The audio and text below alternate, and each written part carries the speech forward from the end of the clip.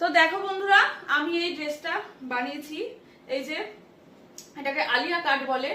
তো প্যাপলন টপ টাইপের, বেশ সুন্দর লাগছে। আমার কিন্তু একটু টামি আছে। এই ড্রেসগুলোতে কি হয় বলো তো, বানালে পরে টামিটা কভার আপ করে, তো বেশ ভালোই লাগছে, বডির সঙ্গে মিশে গেছে। আর এইটা দেখো করেছি কিন্তু একদম দেখো 3 ইঞ্চি হাতা। এটা আর একটু মানে মারলে ঠিক হবে। দেখো আমি যদি মেরে দিই, এখানে কিন্তু কোনো ঘোমটার মতো দেয় না। দেখো এখানে হ্যাঁ, ছোট ছোট হাতাগুলো কি আছে, ঘোমটার মতো দেয়।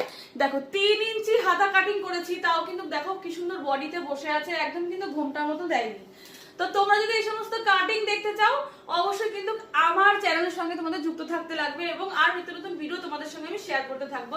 তো এই প্যাপলন টপটা আবার আলিয়া কাট টপটা তোমাদের কেমন লাগছে অবশ্যই কিন্তু কমেন্ট করে জানাবে।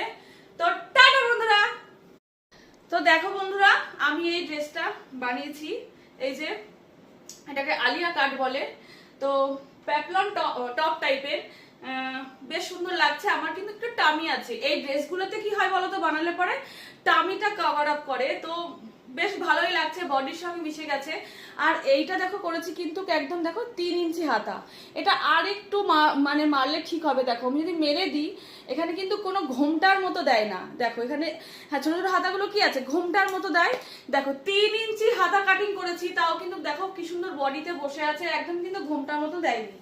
তো তোমরা যদি এই সমস্ত কাটিং দেখতে চাও, অবশ্যই কিন্তু আমার চ্যানেলের সঙ্গে তোমাদের যুক্ত থাকতে লাগবে, এবং আর নিত্য নতুন ভিডিও তোমাদের সঙ্গে আমি শেয়ার করতে থাকবো।